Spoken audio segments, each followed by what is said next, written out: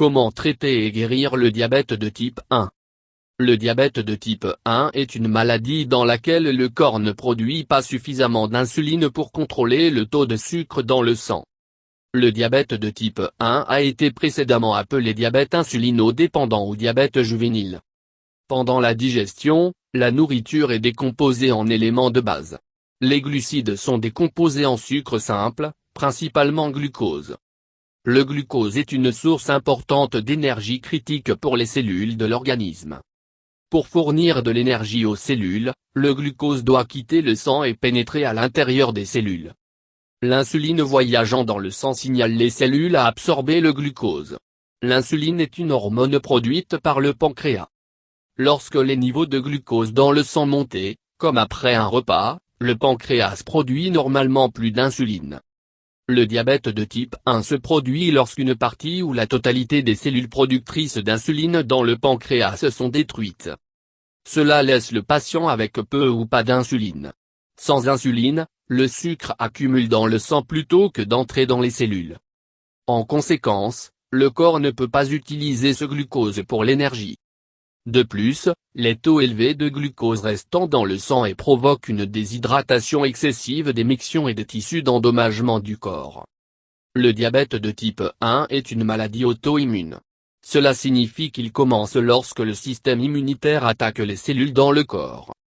Dans le diabète de type 1, le système immunitaire détruit les cellules productrices d'insuline, cellules bêta, dans le pancréas.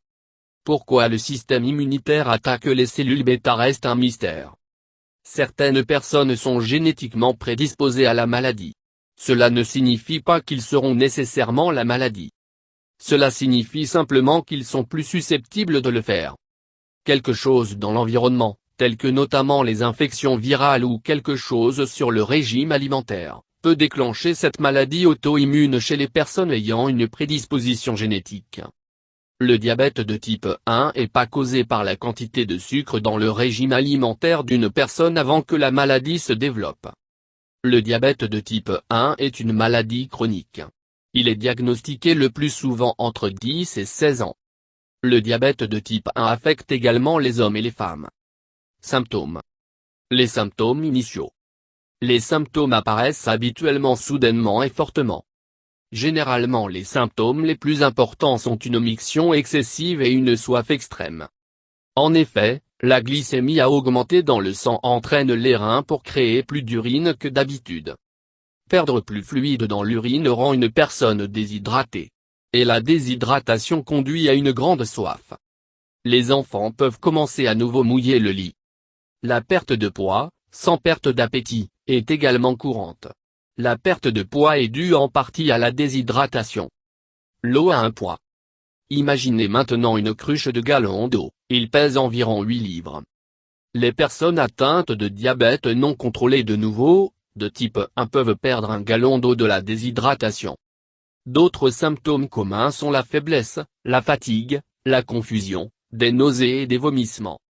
Ces symptômes peuvent être causés à la fois par la déshydratation et par une affection appelée acidocétose. L'acidocétose se produit parce que les cellules ne peuvent pas utiliser le glucose dont ils ont besoin pour l'énergie.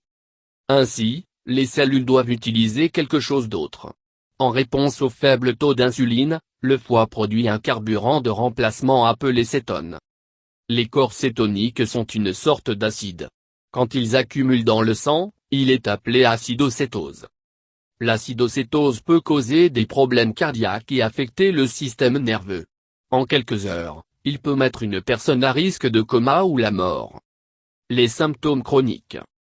Même après il est diagnostiqué et le traitement est commencé, le diabète de type 1 peut affecter tous les systèmes du corps. Il est moins susceptible d'endommager le corps, et causer des symptômes, si les niveaux de sucre dans le sang est bien contrôlés par le traitement. Les complications graves et potentiellement mortelles qui peuvent survenir avec le diabète de type 1 comprennent. L'hypoglycémie peut se produire si la médecine de sucre descend trop épris ou les repas sont sautés. Les symptômes comprennent la faiblesse, vertige, tremblant, transpiration soudaine, mal de tête, confusion, irritabilité, vision floue ou double, L'hypoglycémie peut conduire au coma si elle n'est pas corrigée en mangeant ou en buvant des hydrates de carbone. Le glucagon est une substance qui rend le foie, la libération de glucose dans le sang. Une injection de glucagon peut également corriger l'hypoglycémie. Diagnostic.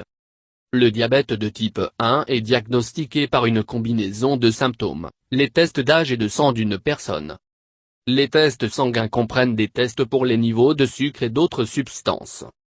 Glycémie à jeun, FPG, de test. Le sang est prélevé le matin après une nuit de jeûne.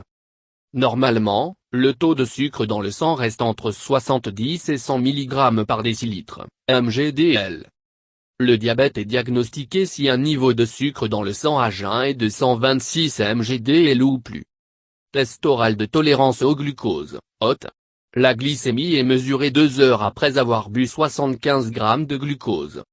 Le diabète est diagnostiqué si le niveau de sucre dans le sang de 2 heures est de 200 mgdl ou plus. Aléatoire test de glycémie. Un taux de sucre sanguin de 200 mgdl ou plus, à tout moment de la journée combiné avec les symptômes du diabète est suffisante pour faire le diagnostic. Hémoglobine A1c, glycohémoglobine. Ce test mesure le niveau moyen de glucose au cours des 2 à 3 mois précédents. Le diabète est diagnostiqué si le taux d'hémoglobine A1c est de 6,5% ou plus. Durée prévue. Le diabète de type 1 est actuellement une maladie chronique. Les personnes atteintes de diabète de type 1 ont besoin des contrôles réguliers. Ils doivent surveiller attentivement leur taux de sucre dans le sang chaque jour. Ils doivent bénéficier d'un traitement à l'insuline tout au long de la vie. Un petit nombre de personnes peut devenir des exceptions à cette règle. Certaines personnes atteintes de diabète éventuellement nécessitent des greffes de reins.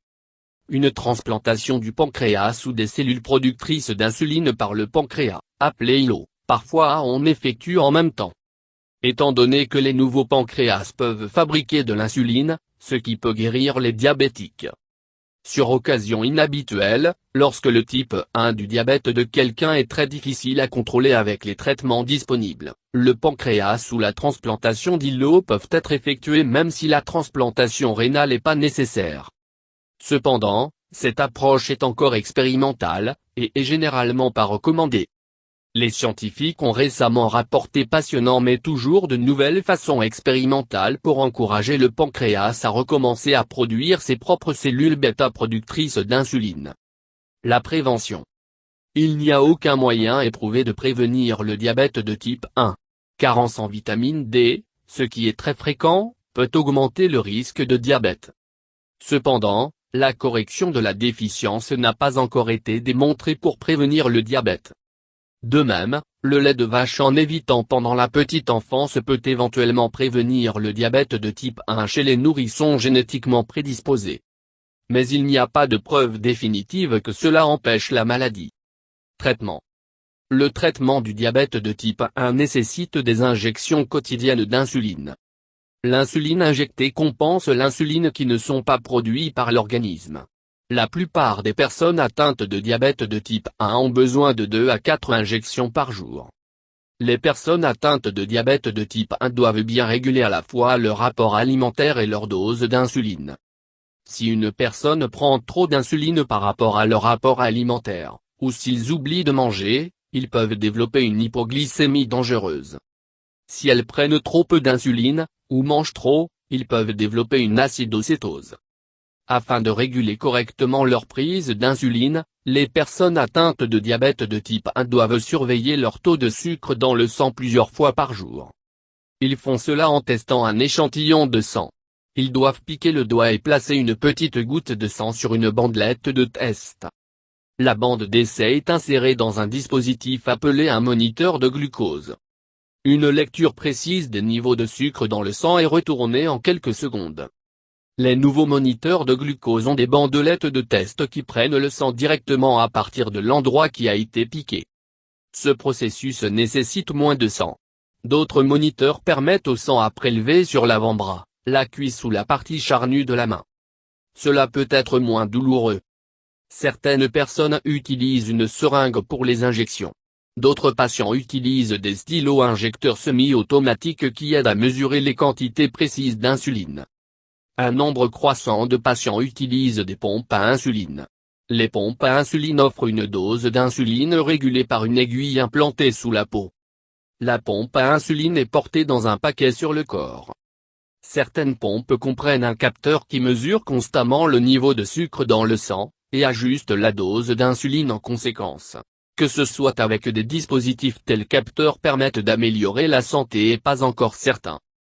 Action rapide de l'insuline peut être pris comme nécessaire, en fonction de la quantité de glucides ingérés.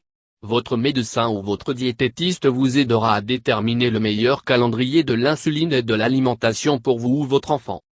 Une alimentation saine et l'exercice régulier sont importants pour tout le monde, mais en particulier pour les personnes atteintes de diabète. Une alimentation saine pour une personne atteinte de diabète de type 1 maintient non seulement la quantité de glucose dans le sang relativement constant. Il comprend également de manger bons glucides au lieu de mauvais glucides, bons gras au lieu de mauvaise graisse.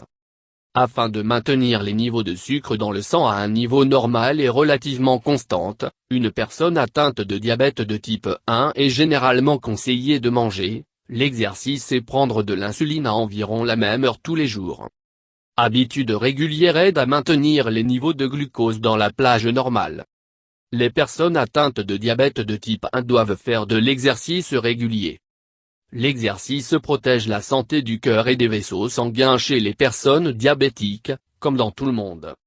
En outre, l'exercice régulier aide à contrôler la glycémie en provoquant des muscles à utiliser le glucose et en gardant le poids du corps vers le bas. Demandez à votre médecin combien et quand l'exercice pour mieux contrôler votre diabète. Quand faire appel à un professionnel? Appelez votre professionnel de la santé si vous ressentez une soudaine augmentation de la soif et la miction. Perte de poids inexpliquée doit toujours être signalée à un médecin. Si vous ou votre enfant a le diabète de type 1, consultez votre médecin régulièrement pour vous assurer que vous gardez un bon contrôle de votre glycémie. Vous devez également être vérifié régulièrement pour les premiers signes de complications telles que les maladies cardiaques, des problèmes oculaires et des infections cutanées. Votre médecin sera très probablement suggéré que vous visitez également d'autres spécialistes régulièrement. Ceux-ci peuvent inclure un podologue pour vérifier vos pieds et un ophtalmologiste pour vérifier vos yeux pour des signes de complications du diabète. Pronostic. Les personnes atteintes de diabète de type 1 ajustent généralement rapidement le temps et l'attention qui est nécessaire pour contrôler la glycémie, traiter la maladie et de maintenir un mode de vie normal. Comme le temps passe, le risque de complications est important.